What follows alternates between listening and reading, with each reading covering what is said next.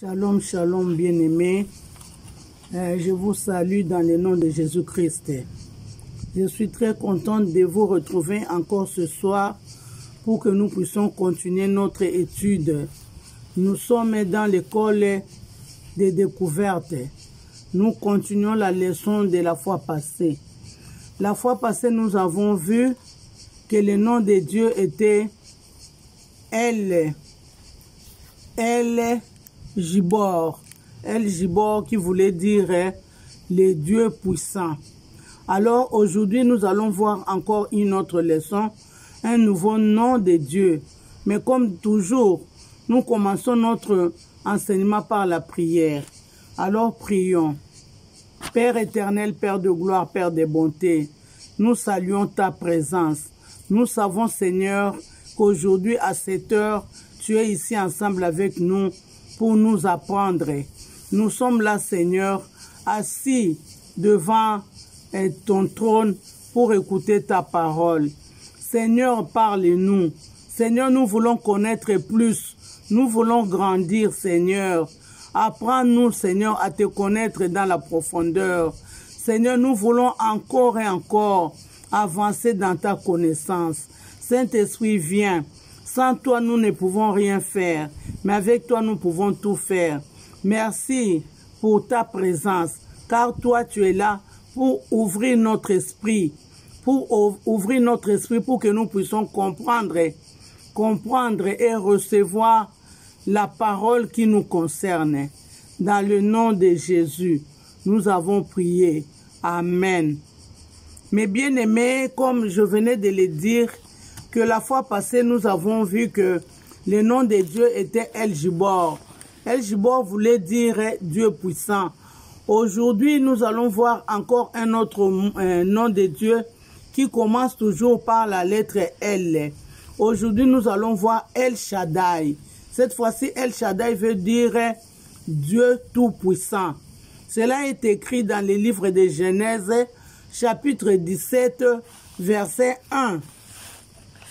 Verset 1.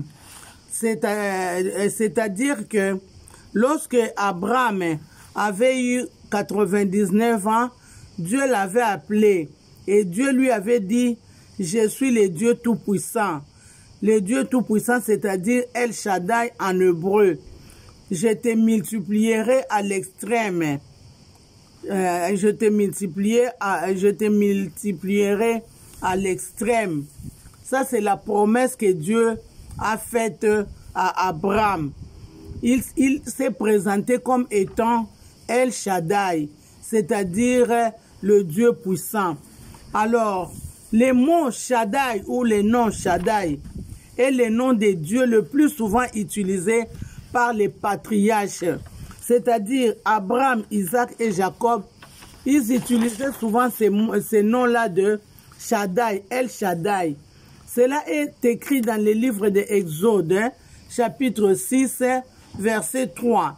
Mais là, je préfère qu'on puisse lire d'abord dans la Bible Louis II et après on va lire le même verset dans la Bible français courant pour voir, pour une bonne compréhension. Alors, dans la Bible Louis II, la Bible dit « Je suis apparu à Abraham, à Isaac et à Jacob comme le Dieu tout-puissant, c'est-à-dire El Shaddai. Mais sous mon nom de l'Éternel, je n'ai pas été reconnu par eux. » Ça, c'est Dieu qui dit ça à Moïse. Il dit que quand j'étais avec Abraham, Isaac, Jacob, à eux, j'étais apparu comme avec le nom El Shaddai. Ils me connaissaient seulement par rapport à ce nom-là, El Shaddai. Mais ils ne savaient pas que je m'appelais aussi Éternel. Parce que le nom de Éternel, c'est le nom que Dieu a utilisé quand il a rencontré Moïse. Nous avons vu que quand Dieu a rencontré Moïse pour la première fois, Dieu a dit à Moïse qu'il s'appelait Je suis. Et l'explication de Je suis, c'est-à-dire quelqu'un qui est permanent. C'est pourquoi on l'appelle éternel. Alors maintenant, il est en train de dire à Moïse que quand j'œuvrais avec vos parents, vos grands-parents, ils ne me connaissaient pas par le nom de l'Éternel. Là, ils me connaissaient par le nom de El Shaddai. El Shaddai, c'est-à-dire le Dieu puissant. Mais ils ne savaient pas que je m'appelais aussi l'Éternel. Alors maintenant, nous allons lire dans la version français courant la même pensée, les mêmes versets. Mais ici, avant d'avancer, je voudrais signaler que dans la Bible français courant, souvent à la place de l'Éternel, on utilise les seigneurs. Nous allons voir le mot Seigneur qui remplace l'Éternel. Mais la pensée est la même. La pensée est la même. Alors là, je vais lire dans le chapitre 6, verset 3 de la Bible français courant. La Bible dit: « Je me suis révélé autrefois à Abraham, à Isaac et à Jacob comme Dieu tout-puissant. Mais ils ne savaient pas que je m'appelais aussi les seigneurs. » Je vous ai dit qu'à la place de l'Éternel, eux ici, ils utilisent les seigneurs. Mais nous avons changé de version pour voir comment Dieu est en train d'expliquer. Il dit que Abraham, Isaac, Jacob, ils me connaissaient sous le nom de tout-puissant, Dieu tout-puissant, c'est-à-dire El Shaddai. Ils ne me connaissaient pas par le nom de l'Éternel. Alors, avec le nom de l'Éternel, je suis, il s'est révélé aux enfants, parce qu'il avait promis aux patriarches que moi je vais continuer à travailler avec vos enfants. Quand il a donné la promesse là-bas au chapitre 17, quand nous lisons Genèse 17, à partir du verset 1 jusqu'à, je crois, au verset 8, il lui a donné beaucoup de promesses. Alors, il avait dit aussi qu'il travaillera avec sa postérité. Alors, pour la première fois, il rentre en contact avec sa postérité au travers de Moïse, à qui il s'était révélé qu'il s'appelait Je suis. Je suis, c'est-à-dire l'Éternel, quelqu'un qui est toujours là. Alors, je vous rappelle aussi que dans la conversation de Moïse avec Dieu, Dieu s'était présenté, cela se trouve dans le livre de Exode, chapitre 3, verset 13 à 15. Quand Moïse a dit à Dieu que tu m'envoies chez les enfants d'Israël, et quand j'irai là-bas, s'ils me demandaient quel est le nom de ce Dieu-là qui t'a visité, quel est le nom de ce Dieu-là qui t'a parlé, comment moi je pourrais leur répondre? Alors au verset 14 d'Exode 3, Dieu dit: je suis celui qui suis. Et il ajouta: c'est ainsi que tu répondras aux enfants d'Israël. Celui qui s'appelle Je suis m'a envoyé vers vous. C'est comme ça que Dieu s'est présenté à Moïse. Au verset 15, Dieu dit encore à Moïse: tu parleras ainsi aux enfants d'Israël. L'Éternel, le Dieu de vos pères, le Dieu d'Abraham, le Dieu d'Isaac et le Dieu de Jacob m'envoie vers vous. Alors, mes bien-aimés, dans le chapitre 6, du verset 3 au verset 4, en quelque sorte, il se révèle aussi aux enfants d'Israël qu'il est le Dieu tout-puissant. Car ici, ils ne connaissaient pas encore ses noms. C'est-à-dire qu'avec les enfants, il s'est présenté qu'il était l'Éternel. Mais les enfants ne savaient pas qu'il s'appelait encore El Shaddai. Voilà pourquoi ici, au verset 6, il est en train de dire aux enfants que je m'appelle aussi El Shaddai, que le nom de El Shaddai, vous ne le connaissez pas. C'est ce nom-là que vos ancêtres utilisaient. Abraham, Isaac et Jacob m'appelaient sous le nom de El Shaddai. Mais ils ne savaient pas que je m'appelais Éternel. Mais maintenant, je me présente à vous comme étant l'Éternel. Sachez aussi que je suis El Shaddai. El Shaddai qui veut dire le Dieu Tout-Puissant. Donc, pour beaucoup d'assurance, il se révèle à eux en tant que El Shaddai. C'est dans le livre de Exode chapitre 6, versets 3 et 4. C'est là où il dit qu'il s'appelle aussi El Shaddai. Il a même conclu l'alliance avec Isaac, avec Abraham. Il avait dit que quand il avait conclu l'alliance avec Abraham, dans le livre de Genèse chapitre 17, quand nous voyons le livre de Genèse chapitre 17, surtout au verset 2 et jusqu'au verset 5, là Dieu leur confirme que le projet de donner les pays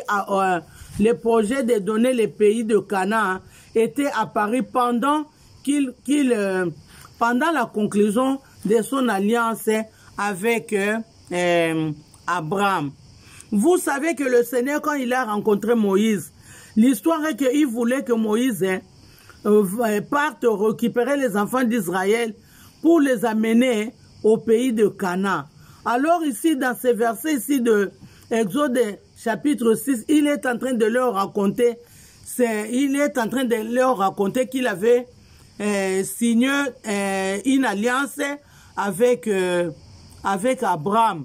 Dans cette alliance-là, il avait promis aussi à Abraham que il devrait déplacer ses enfants, ses petits-enfants, pour leur amener dans le lieu où Abraham était en ce moment-là. C'était juste le pays de Canaan en ce moment-là. Quand Abraham parlait avec Dieu, il se trouvait en ce moment-là dans le pays de Canaan. Alors, si vous voulez voir cette alliance-là, c'est dans le livre de Genèse, chapitre 17, versets 7 à 8. Ça, c'est l'alliance qu'il avait conclue avec Abraham. Mais ici, il raconte aux enfants d'Israël cette histoire qui s'était déjà passée. C'est pour montrer comment il est puissant. C'est pour montrer comment il est puissant, qu'il était un Dieu puissant. Vous savez que le début du livre de Genèse chapitre 17, on dit que Abraham avait 99 ans. En ce moment-là, il n'avait pas encore d'enfants. C'était vraiment impossible qu'un homme de cet âge puisse avoir des enfants. Mais lui, il s'est proclamé comme étant un Dieu tout-puissant. Il a dit, moi, je suis le Dieu tout-puissant. Je m'appelle El Shaddai. Alors, il a dit que je te rendrai fécond. Il a dit qu'il rendra Abraham fécond, quel que soit l'âge qu'Abraham avait. Alors maintenant, quand il est en train de parler avec Moïse, dans le livre d'Exode, il est en train de dire tout cela pour montrer combien lui aussi, il est puissant. Il est capable aussi de résoudre les problèmes des enfants d'Israël. Alors, quels étaient ces problèmes? Quels étaient ces problèmes? Au verset 5 d'Exode, la Bible dit, ça c'est le Seigneur qui parle avec Moïse. Le Seigneur dit à Moïse, j'ai entendu le gémissement des enfants d'Israël que les Égyptiens tiennent dans la servitude et je me suis souvenu de mon alliance. Alors, il s'est souvenu de quelle alliance? De l'alliance qu'il avait faite avec Abraham. Avec Abraham, il était apparu comme un Dieu tout puissant. Alors, il voit aussi comment les Égyptiens sont en train de faire marcher les enfants d'Israël. Alors maintenant, il leur dit, non seulement je m'appelle l'Éternel, mais je m'appelle aussi El Shaddai, le Dieu tout-puissant, le nom que connaissaient vos ancêtres. Alors moi, j'ai appris, j'ai vu la douleur des enfants d'Israël. J'ai vu combien la douleur. Les enfants d'Israël sont maltraités par les Égyptiens. Mais sachez que je m'appelle El Shaddai. Je suis capable de leur faire sortir de cette situation. Voilà pourquoi au verset 6 de Exode, chapitre 6 Exode, verset 1, l'Éternel commence par ces mots.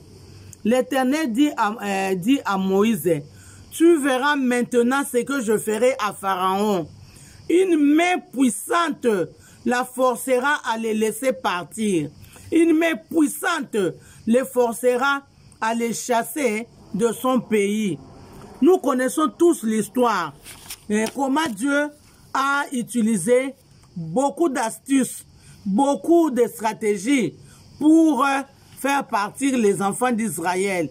Mais celle-là, celle qui a poussé Pharaon de libérer les enfants d'Israël, c'était la dernière.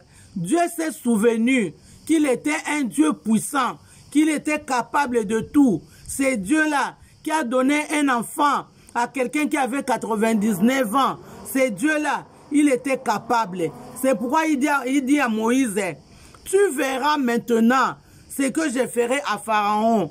Une main puissante les forcera de laisser partir les enfants d'Israël.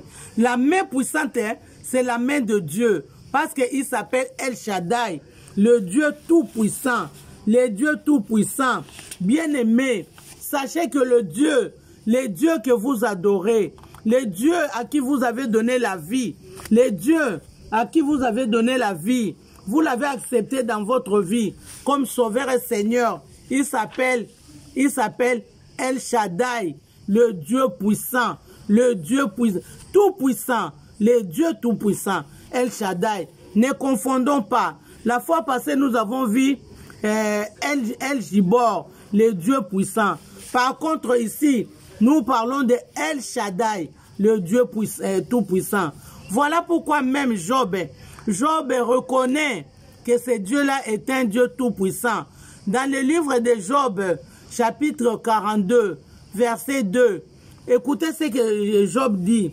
Je sais que tu peux tout. Ça, c'est Job qui dit. Il dit au Seigneur, je sais que tu peux tout. C'est-à-dire, je te connais comme un Dieu capable. Je te connais comme un Dieu qui est capable de faire l'impossible. Alors, mon Dieu, mes frères bien-aimés, je crois que Job avait raison. C'est ce Dieu-là que nous découvrons maintenant.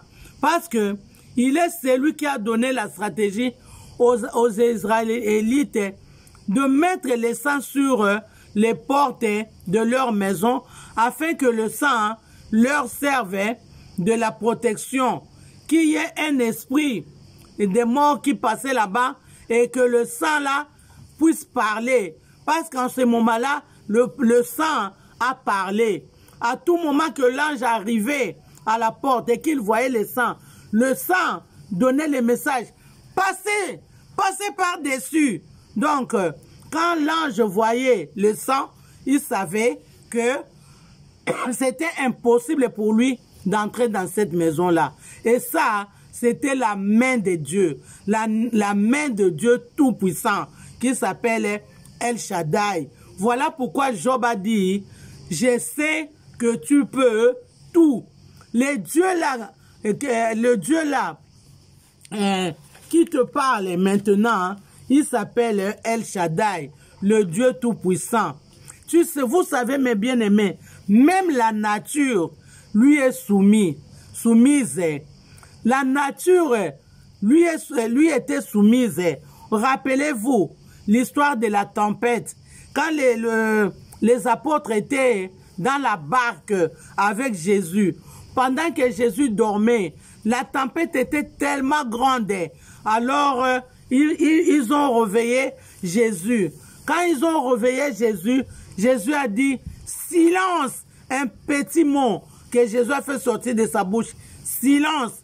Et la tempête était devenue complètement calme. Et cette histoire se trouve dans le livre de Matthieu, chapitre 8, versets 24 à 26.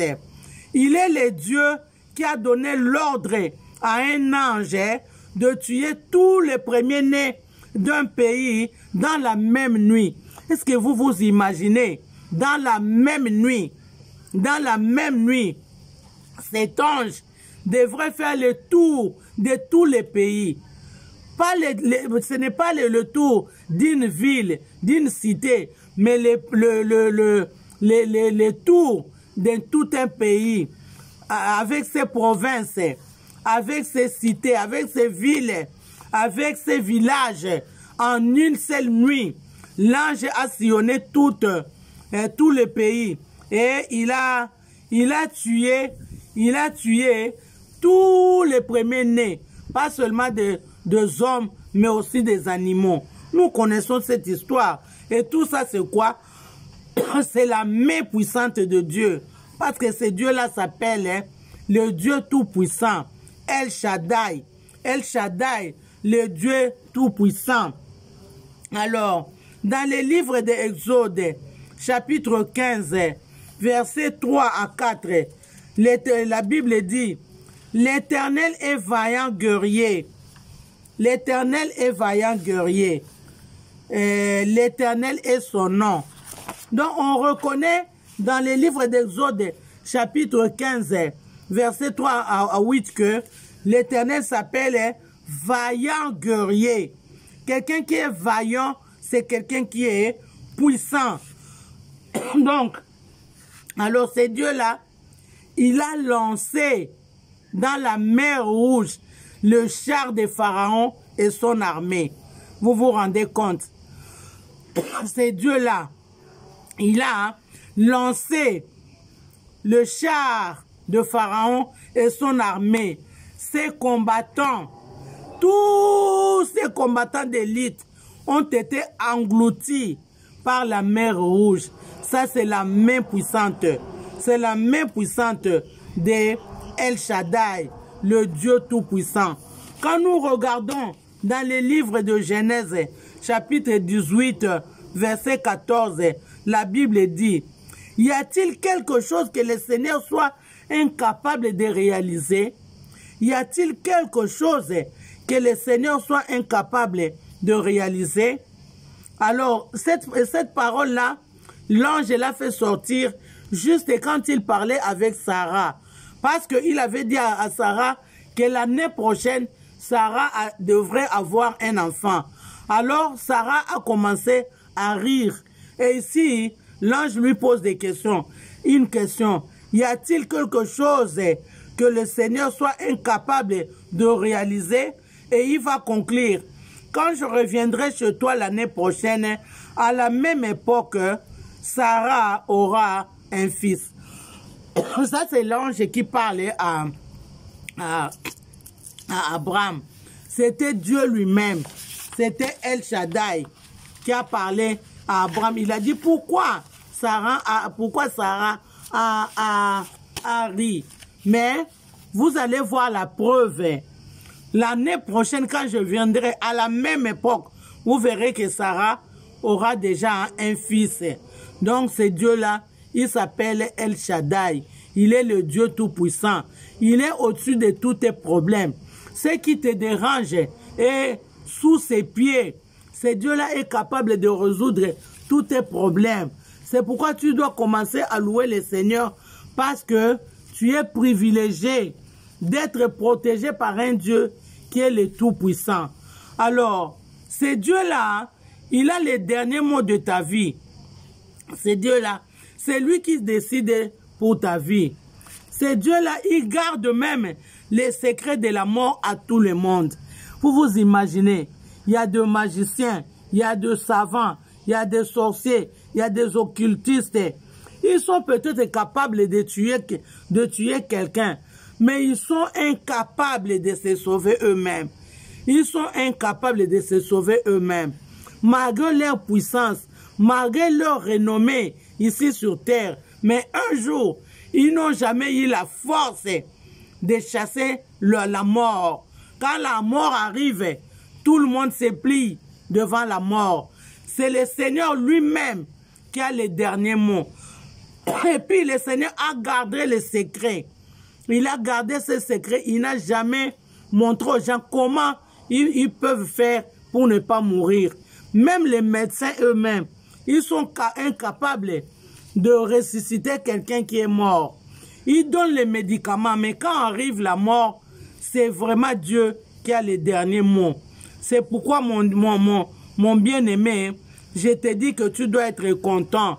Tu dois être content de connaître ce Dieu-là qui s'appelle El Shaddai. Et aussi, tu sais quelque chose, ce Dieu-là, il a limité même notre savoir. Il a limité notre savoir, c'est-à-dire que nous sommes incapables de savoir ce qui va nous arriver demain. Nous sommes incapables de ce qui va nous arriver demain. Nous pouvons être sages, intelligents, magiciens, savants, quoi, mais incapables de savoir ce qui va nous arriver demain. C'est pourquoi la Bible dit que tu ne peux pas savoir ce qu'un jour peut te réserver. C'est pourquoi il ne faut jamais être orgueilleux. Il ne faut jamais être sûr de toi-même. Car c'est le Dieu Tout-Puissant, El Shaddai, qui a les derniers mots de ta vie, bien-aimé. Mais faisons confiance en ce Dieu, en ce Dieu-là, le Dieu Tout-Puissant, capable de tout faire. Il est le Dieu de toutes tes possibilités. Là où toi tu es limité, la main de Dieu puissante arrive à résoudre ces problèmes parce qu'il s'appelle El Shaddai, le Dieu Tout-Puissant. Que le Seigneur vous bénisse. Prions.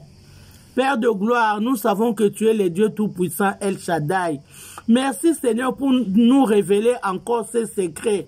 Cela nous donne la force, ça nous encourage d'être encore accrochés à toi Seigneur, à te faire confiance Seigneur. Nous voulons être protégés par quelqu'un qui est tout-puissant, quelqu'un qui s'appelle El Shaddai, parce qu'avec lui, personne dans ce monde ne peut nous mater, ne peut